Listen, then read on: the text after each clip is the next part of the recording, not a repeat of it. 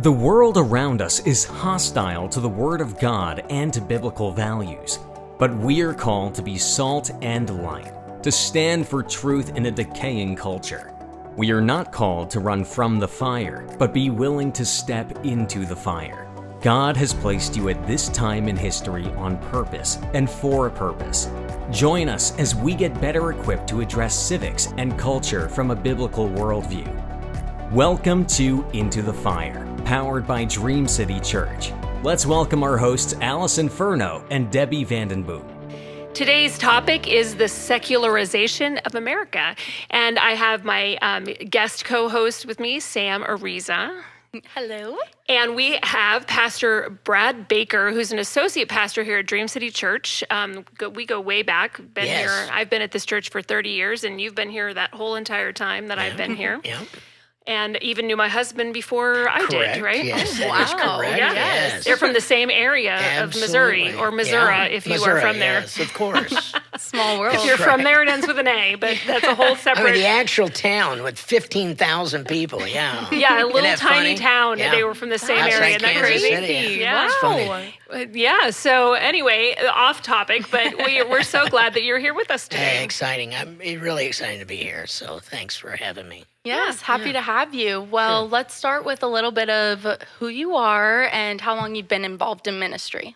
Yes, my name's Brad Baker. I've been involved in ministry since I was 18, so it's about 12 years. Don't look a day over 21. Yeah, right, thank you. No, it's been over 40, I think over 45 years. I think I'm approaching, about 40, 45 years.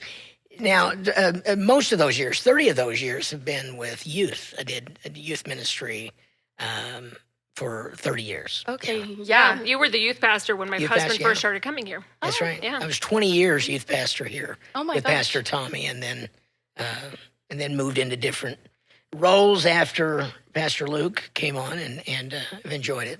And you're from a pastor's family, right? Correct, Your dad was a pastor in absolutely. In the Midwest, in Kansas City, and throughout the Midwest. But and then he became an overseer, and in our denomination. Okay. And it was cool. So I told him when he did that, he got out of ministry. But it was, but he did all of that, and so it's been my.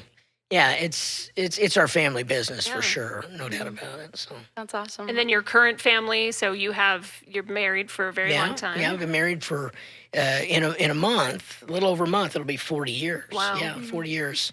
And my wife she was a kid in this youth group here, and grew up at Phoenix First Assembly back then, and so this is her home church, and obviously it's our home church. We've been here now for 35 years. I'm in my 36th year now. So, it's exciting and cool to be a part of it, but this is home for sure. So I love it. Yeah. And you have kids and grandkids? Kids too. Yeah, and they're involved as well. I've got kids, 4 grandkids, 2 kids. They married well. And so love I always say, I love my daughter-in-law and son-in-law because they're so much better than my kids. And then I love my grandkids because they're so much better than all of them, So it's kind of the way that works. Oh, yeah. As long as we're improving along the way. Grandkids are where it's at, man. It's the truth. No, it's fun. And side note, too, is that I actually had both of his kids as students at one point. That's right. Briefly. That's right. Briefly. Yeah. I tutored her daughter for a little bit in math, and I had your son in elementary school Absolutely. for a class. Awesome. And they needed every bit of it, so that's great. No, they were Thank amazing. You. I have Thank nothing you. bad to say about either one of them. Thank you, I'll leave that to you. You just started off throwing them right under the bus. But, It's good. It's good. Yeah. They grew up here. I mean, our son would be asleep under the pews, and we'd have to go find him. So, oh my gosh. And that kind of goes to what we're talking about a little bit today too, because of establishing a little bit. It's establishing establishing godliness in your home and Christians being Christians, affecting the culture, et cetera, et cetera. Yeah. Okay, so before we go on, because that just made me think of a Brock story from when he was a kid. I remember, I remember one pastor school, which is now Dream Conference, and he wanted a sweatshirt, I think. Oh, yes. And he wasn't, his mom told him she wouldn't buy one for him. She's like, no, they're expensive. You know, he was a kid. Yeah. And so he went around and asked a whole bunch of people for $1. $1 of like 50 people or whatever, however much, and then bought his own sweatshirt. That's awesome. We didn't even know about it. They didn't know about it till after the fact when he'd already bought it. He's like, well, you said you weren't buying it for me too. So I found a way. Is that nuts? He found a way. Yeah, there you go. Now you have a picture of what I dealt with. Oh my so gosh. there you I go. love that so much, though. It's a great, that's a great It's the story. truth. That's a good picture. Right? So, I mean, he wasn't breaking any. He was like, all right, well, I'll go find the money. He found his own way to do it. Entrepreneur. That's a good guy. I love it. All right, go ahead. Sorry, I got you all off topic. No, Go you're ahead and ask good. your next question. This is all awesome. Great way to showcase like community and being like in the family and around. So I love it. Okay, so you were in youth ministry for 30 years. Mm-hmm, yeah. So wow. Honestly, almost want to call you an expert for looking at the youth through those years. How have you seen the enemy moving against like the generations through the years? Wow, that's a good question. Get in there as well. I mean, every generation has their own challenge as it relates to the spiritual things that come against the generation. Everyone has their own thing. It's kind of interesting because you think about, when we were younger, and Debbie, you're much younger than me, but when we were younger, the things that we were facing, and we always talk about that. And I used to always say, oh man, these kids today, they've got it so difficult. They got it so much more difficult than us. And if you were to ask them, they don't have any point of reference like that. There's nothing that they can reference what they're facing today as compared to what had been happening before and what happened in any generation. We just know that every generation has their own challenge spiritually. And and every generation's challenge is seemingly overwhelming to that generation. Now, to us, when I see what the kids are facing today, it blows my mind. And, oh man, that would to those kids, you talk to them, it's like, that happens around. We don't even think about it. It's one of those deals. So, but it's always been there. The enemy has always known, who he wants to get. And who he wants to get is the young minds and the young hearts of a culture. Because I believe if he knows that he has the young minds and young hearts, he has the future, obviously. And he can turn a culture based upon the young hearts and the young minds. And so I see that though it's different, it's all the same. Yeah. So, the kids face things today. We faced things before. The kids now, it's all the same. The enemy, though, the bottom line is the enemy is trying to get our culture to take America down, because America is I don't even want to get into all this stuff, but America is an anointed, anointed of God to evangelize the world, to reach the world, all these different things that we all know. And the enemy knows that if he can get this nation off track, then he's got a leg up on the world, and he'll do it. He knows he can get it through the innocent minds of young people. I believe that. So that's 100%. Our challenge that we have. The kids are the future, right? Well, yeah. Young people. Well, as a great theologian, Whitney Houston once said, I believe the children are our future. Right, amen. Teach them now. Yes. Okay, wait. Exactly. Keep her out of this, right? Is that what you're saying? Well, but it's true. It is true. It is true.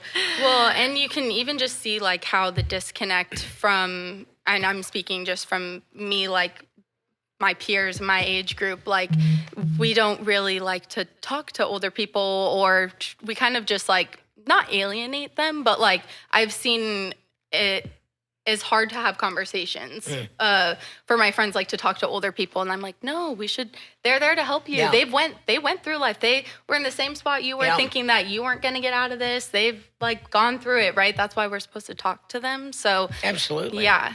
The great book on that, a little bit on that, it touches on that, is, and it's an older book now, but it really speaks to that truth, is The Great Disconnect by Josh McDowell, who I really think is he's an older man now, but he's got the youth mind and the heart really to really speak to a lot of this stuff. Wouldn't be a bad thing to look at, but it's true. Yeah, it's been there for years, and it is now, And I think it's both directions, because I think a lot of older people either write off teenagers or younger generations, or they don't know how to talk to them. That's it. Right? That's why. And we had, I don't even remember what episode it was, but I had a similar conversation with talking about, they don't care how cool you are. They really don't. That's right. I mean, because I help in fine arts and with youth. I've done that for years.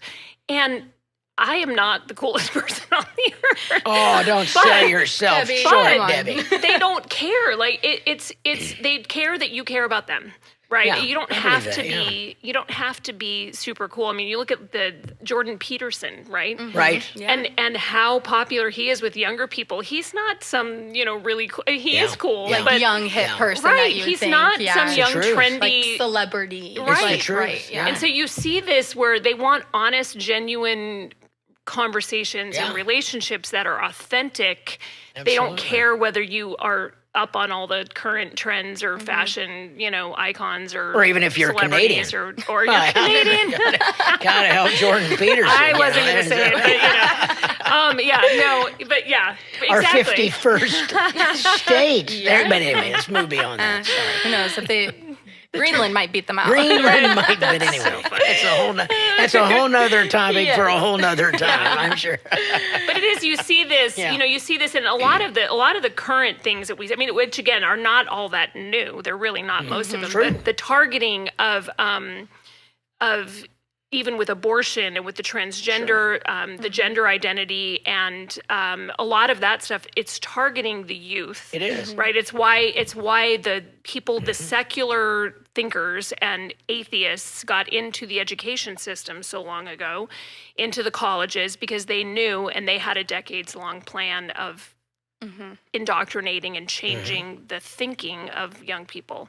So, and we've dropped the ball in a lot of ways. Oh, as absolutely. the body of Christ. But the hope now, especially as we see the current, trends as they're going politically and every other way, is that some of these groups and these people that don't think like Christians think, people of the more of a liberal mindset, that they overplayed their hand.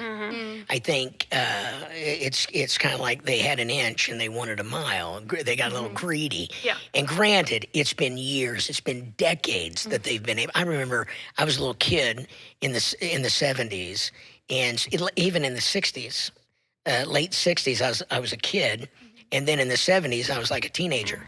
And watching then, it's kind of interesting. People always thought that all these riots and all this stuff going on today, man, never had. No, it was happening in the 60s. Yeah. These things, it's like a cycle. It just comes back. And what was happening back then was the education system. They knew, let's get in the education system. The schools, the colleges had turned totally on God and totally on culture. Yeah. And that's where it was. And then kind of there was a resurgence of more conservative values and Christian values, biblical values. And then what happened? All of a sudden we see, you think we've lost it all. Right. And then all of a sudden, it's like they overplayed their hand, and we're seeing young people now, even now, that are making a move back towards traditional values and wanting to see traditional values and biblical values more in their lives, whether they go to church or not. Right. It's so interesting how that works. And I think sometimes it's like the enemy overplays his hand. Yeah. You know what I'm saying? 100%. He's he gets a little greedy. Right. And next thing you know, he's turning the people off, and people then they have their young people. Man, they're inquisitive, and it's so funny. If young people by nature have a rebel spirit, they just do. So if everybody is telling them this is the way it is, like we've been seeing for, there's many of them that will raise up and go, well, I'm not gonna believe that. I'm gonna check this other stuff out, which is pretty awesome. Yeah. And I really do believe that is something that is, even kids that don't go to church, haven't been to church, they have more of an open heart because of this climate of the change of culture, and these kids that have a rebel spirit, and to have a rebel spirit means to become more traditional. Isn't that funny? That is funny. Well, Turning Point crazy. has a sticker that says, be a rebel, go to church, get married, have babies. There you go. There you go. Case in point. They do. We have That's some. good. I have that one. We have some. Case in That's being a rebel now. Which Absolutely. is great. It's great. It really is. And truthfully, we need to capitalize on that. We call that an opportunity. That's a God opportunity. It is. And I think churches, we need to keep that in mind. Really, that at the forefront, that's where people are. We've seen that in kind of our Freedom Night in America and the things that are happening here on this campus, where there's just people that don't even go to church. Boy, they're here. Yeah. They're showing up to hear this different approach and this culture changing ideals, and they're wanting to embrace something new and fresh. Because they've seen that the other way doesn't work. Absolutely. They're not satisfied with life. Well, they tell you that you will be, and then you do it, and you're still not. And so it's this endless cycle. And we're kind of at the point where it's like, wait, now all these people, like the people who've had like the transgender surgeries, and now they're older, and now they're telling their testimonies, The like detransitioners. oh my gosh, like, and you're hearing their stories, and you're like, they're lying to you. They're literally lying to you. Yeah. Have you seen any of those videos? They're amazing. The detransitioner. I There's have. a ton of them on. Yeah. It's unreal. It just makes your blood boil. Yes, where that's gone. And My righteous anger. That's yeah, what we like well, to call and it. I'm hoping, again, listen, this country, our culture is not going to be changed. We say this over and over again, by Washington. It does not happen from top down. It does not happen. Right. You cannot legislate morality. People will not do it. They just will not accept it. Now, can we have moral legislation? Absolutely. Should we? Absolutely. That's part of culture change. But you can't legislate morality. You cannot make people become moral. Right. And you can't force them to do it. It's just not going to happen that way. But let me tell you, we as the church and really everywhere else, we have to set, I believe it's important for us to set an atmosphere and a tone to where people who have questions and are inquisitive, which is everybody right now, and what we're seeing even happen in Washington and all that, it shows where the people's hearts are. Yeah. And what the people want. That's a great sign to us. They're not going to be able to change America from Washington. Right. But we can change America from within. And we will change. It's organic. It has to come from the bottom up. And that means every church. That means every believer, every Christian, not to be afraid to state your faith, not to be afraid to speak up in the marketplace, not to be afraid to speak up in other places. And the beautiful thing right now this is going to be dated, I'm sure, this podcast, but think about it. Right now, there is almost an atmosphere to where it's expected for you to say something that's, based in conservative biblical values and to take a stand for that. And that the people that are on the defensive now, which it's been the opposite. It just flipped. It flipped. It's so crazy. It's wild. It is wild. I've never seen anything like that. Yeah. It just flipped like that. Yeah. I remember when Reagan was voted in. Yeah. In fact, he was the first president I voted for. It was Ronald Reagan. I remember. That'll take you back. That is cool. Okay, yeah, That's there a you cool go. thing, Look though. at that. Yeah, there you go. He was the first guy I voted for. And when you look back at Reagan and the major change Yes. that took place, but it was not necessarily a cultural change. Because Jimmy Carter, with all of his terrible politics, terrible, and I think history right now has documented that, so I'm not just saying it. But I feel like he was a good man. Everybody felt like he was a good man. He taught Sunday school. Right, He was a good Baptist teacher. He was a decent person. Yeah. And had decent values at that time. It wasn't like today as much. But so the switch was not like a light switch like that. Right. Even though, now, politically, the culture change was the economy, inflation was double digit, and, and interest rates were double digit. All of that changed because of the fiscal policy, but not the cultural shift like we see today, to where it's like been a light has just turned on from it being totally dark. And it's almost like all of the roaches have run into hiding and in the corners. Isn't it the truth? It is. And it's crazy, honestly. It's pretty awesome. It is awesome. For us, witness. Months ago, Christian and conservative, you would have been, you wouldn't even wanted to say much. Right. You were going to get in a fight or an argument with somebody. Say much, wear anything, like There wear it is. things. Oh, like, man. Yeah. But now, today, it's almost like they are on the defensive. And They it's like, really are, yeah. So it's kind of cool. It's interesting because you were talking, and it kind of goes with what some of the other questions that we were going to ask you, but that you're talking about the 70s and that time of that switch from Carter to Reagan, but really at that time, even though you did see a lot of, because we were talking in our pre-meeting that wasn't on the air, but about the late 60s and all of the assassinations and how crazy it was and the protests, and there was a lot of craziness that went on at that time in history.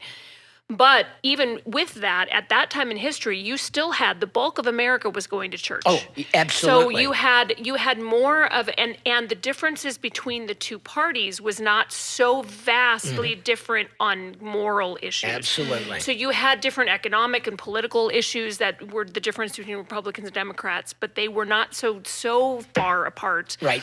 On moral things. So true. Because everybody was, for the most part, going to church, or they were not opposed to it. But we have slid, and that's in my lifetime, right? Because I was born in the late 60s and grew up as a child in the 70s, so I remember a lot of those things. I remember gas lines in the 70s, and I remember the Iranian hostages, and when Reagan, it's interesting because a very similar thing happened with the hostages. History repeats it's the same thing. 100%. But for the most part, that you had the culture was at least not hostile to biblical values that we see now, and in my lifetime, it's shifted to where there has been a large hostility toward biblical values and toward morals. So true. I love what you said, and it's true. It's a great observation that, if I'm not mistaken, you can check it. I'll get fact checked. Make sure to fact check me. But I think John F. Kennedy was Catholic. John F. Kennedy, I believe, would have been pro-life. Because everybody was pro-life. Right. There wasn't even a conversation about abortion in 1960 when he was elected president. Everyone, culturally, or in all those issues, were pretty much on the same page. Yeah. It was big government, small government. That you could boil it down to big government Democrats, small government Republicans. That's kind of the way it was. Fiscal policy kind of dictated everything. Foreign policy dictated everything. And now we've got all of this. That's still there. Right. But this whole thing, a much bigger chasm moral, between. because it's, that this whole, things have been added to the equation now from a morality standpoint that just they never faced way back when. And go back to the kids. Yeah, I feel bad for the kids. They have to navigate through all of this stuff today. You know, I mean, I used to always say this to teenagers. I would say, you know what? When I was a kid, you know, I mean, it was simple. You know, I mean, going to movies, sin. You know, going to dances, sin. You know, drinking, smoking, sin. It's all sin. I said, I feel sorry for you guys today. You know, when I was young, if it was the way we determined what sin was, if it was fun, it was sin. That was it. See, now you guys have to figure all of this out. But truthfully, that's kind of where it's at. Yeah. I mean, our culture today, we have to navigate a whole lot of things. And again, does that belong in politics? Should it be in politics? Right. Mm-hmm. I mean, it has to be, because they bring it into. Right. All of those groups bring it into the political, the spiritual arena. Mm-hmm. That politics comes into our church and all those different things, because they're telling us how we have to teach and preach and the way it's supposed to be.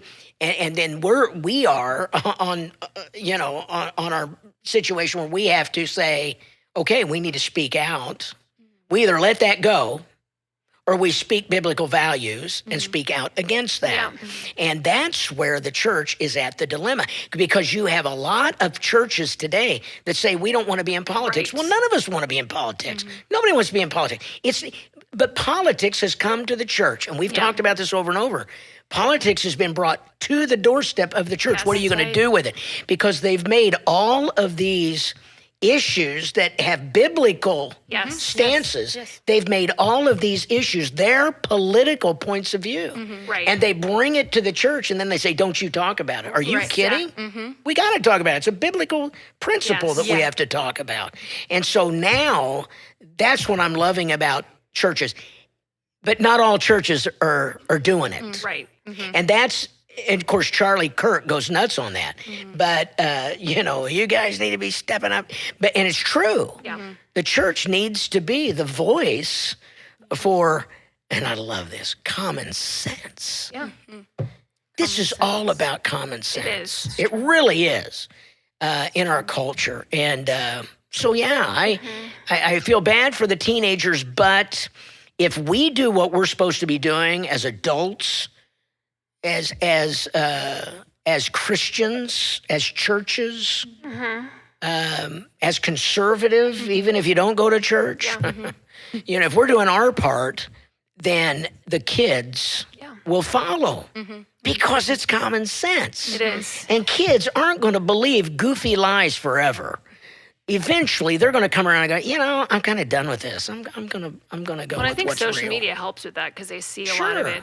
They do see a lot of it up front. But with that, just to be encouraged, and I think there are a lot of conservative young people and more so getting into the faith, even though it may not be as a parent. But I was just in D.C. and I was there for the National March for Life and the National Pro-Life Summit. But at the National March for Life, so it's tens of thousands of people in the freezing. I mean, it was 22 degrees, right? Wow. So it was freezing cold, but there's tens of thousands of people marching for life at the Capitol. J.D. Vance spoke. It was amazing. Bethany Hamilton spoke. There were just a lot. It was really amazing. But my point is that the crowd, I think, was 70% of that crowd was under 30. Whoa. Out there standing for life. Yeah. How cool is that? Everywhere we looked, it was like fine arts. I was telling my daughter, I'm like, it felt like fine arts, because everywhere you look in the hotel, there's groups of, we ran into so many high school and college groups that were bringing groups of students for life groups that were coming from other states, from Colorado, from California, from all over the country, that brought groups of teenagers and college students to the March for Life to be there in the frigid cold, standing out there holding signs, marching for babies. That's culture change. That is. That's there, right there. You just defined it. That is culture change. Yeah. And that's where... and do you know how much media attention that got? Oh, absolutely. None. It never does. Zero. Of course. It's been going on for 50 years. Yeah. It's never made the mainstream media. Like, it doesn't. You wouldn't even know it existed if you don't follow conservative or pro-life news sources. You don't even hear about it. How many were there, did you say? Well, this year there were probably 100,000. But the year I went 4 years ago, 2020, before Roe was overturned, and I swear to you, there were 500,000 people. I couldn't even move. I believe it. It's always over a couple 100,000 people that are there, and nobody covers it. Like Those would be some of the largest demonstrations. It is. Yeah. Of the year It is. in Washington. And it gets zero coverage. Isn't that something? So this year it may have gotten a tiny bit because J.D. Vance spoke, and it was his first public appearance as I think was a vice great president. Yes. But it does never get any media coverage. And it's largely young people. Because the two, I've gone twice, and both times it's a huge percentage of young people. And that is, and that really, that's culture change. It's the concept of, I was just speaking at the college, Southeastern University here on campus, and I'm dead serious. They may throw me in, HR may come and kick me out of here, but honestly, I just said, because one of the girls that was in, she's fixing to get married to our good friend Lawrence, who helps us here with the podcast, and. I was talking. I said, she said, yeah. We were talking about her getting married, and it's so exciting. It's only a few weeks away. And I said, I hope you guys are planning on having a lot of babies. So, just kind of took her back right there in class. They probably needed to kick me out right then. And I looked at all of them, and I said, you guys, you need to start thinking that way. Yep. I said, because this is a natural way that we can affect the culture. It's true. Think about that. And with us being the ones that are pro-life and the ones that fight us being pro-choice, having abortions, it should be a natural thing. Yeah. Whereas we raise our kids, in the way that they should be raised, that naturally it should come back to some biblical values and to good values. Now, I know that takes time, but not that much time. That's why you're seeing some of these kids turning, and that's why you're seeing some of these kids raise up. We've aborted a whole generation of people, and the ones that have not been aborted, many of them are in conservative families. Yeah. Think about that. I mean, there's got to be some truth to that. Don't fact check me, but I think I'm on something here. Yeah. Well, that kind of leads into my how do we get it back question. Yes. Oh, there you go. Get married, have kids. Right. Have a bunch of kids. That's kind of the rebel. easy way. Be a rebel, get married, have Pastor babies. Brad, be a rebel. Oh, man. At our age, true. though, it's like when we had the 21 days of prayer, I was like, okay, I'm praying for a harvest of babies. Yeah, there you go. There you go. That's right. That's right. Harvest of babies. You know what? All This the is the babies. age-old question, isn't it? Yeah. It's an age-old question. If we could figure all of that out and harness it, we'd all be billionaires. Right. But I will tell you this. I think we're on to it right now. And what's interesting is it's happened so quickly. We said that earlier, but it's so true. It's kind of blown my mind. And it just shows to me that traditional values are values that are most easily embraced by generations, by the next generation, because, again, they're common sense. I was glad to see our president start talking that way, where he would start using that term. They said these are common sense. When you start talking transgender, I mean, come on. Yeah. Common sense. Can you just get some common sense in this? How many genders are there? Come on. Right. Seriously, we're talking about this? Right. I was just waiting for one of these political figures in one of these debates or something, when somebody brings that up, go, seriously? Are we really talking about this? Seriously? You actually believe? Seriously? I mean, it's just common sense. Yeah. And so I think to get it back, obviously we say an awakening or a revival. That's the spiritual, that's God's thing, Right. okay? If my people, called by my name, humble themselves, seek my face, turn from their wicked ways, then I'll hear from heaven. Okay, we understand that. Our part to pray and seek his face, turn from our wicked ways. I think the big thing in that is that if we're doing that, that means that our attention is focused on God being in our nation and being in our politics and being in our culture and in our life. Yeah. That's what that means, is this all becomes part of your life. God's not an afterthought. It becomes like the 1950s again, in God we trust, when they put in God we trust on all of our currency. Right. That is the concept we're talking about. The 50s were, fact check me, but it was over 50% of the people went to church on a regular basis. On a regular basis. It was culture. Now, there were some problems with that. I get it. But by and large, as a culture, we were people that were looking to God. It wasn't that we were going to church. Yeah. Mm-hmm. We were people that wanted, it's the old Carmen song, we need God in America again. Yeah. And it was people who wanted God in every part of life. Mm-hmm. God was the favored guest at your home at all times. That was it. And that is now what we're looking for. How does that happen? Well, I think it is if my people, our 21 days of prayer, doing that. That's a great thing. That's a great step. It's a hunger in your heart that's moving you that way. But it's a great awakening. It's believing God to do his part when we do our part, where he will send his spirit and he will do something supernatural that we can't do. And we got to believe that, okay? That he'll do his part. If we truly want him to do it, he'll do his part. And who is it? It's not the people that are down there in Washington. It's not the people that are liberals, it's not the people down at Planned Parenthood that need to turn around, then we'll have revival. No. What's Chronicles say? Yeah. It says, if my people, if we believers take this seriously, right, and say, God, we need you. We want you. And when we do that, we do our part, then God says, okay, if you guys are serious about it, then I'm going to give you everything you need to see your nation turn around and become what you're wanting it to be. I think that's where it goes. It's a partnership. How do we see change? We partner with God to make it happen, because God wants to do it. That's the key. That's what people don't get. He really does want our nation to be the city on a hill. City on a hill, yeah. Well, he wants it to be that.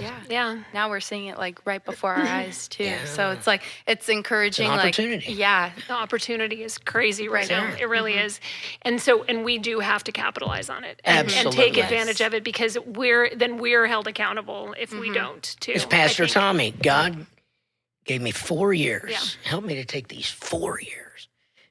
I don't need to live any longer. Just give me 4 years. I want more years, but give me at least 4 that I can do everything I can. Most of this opportunity. Yeah.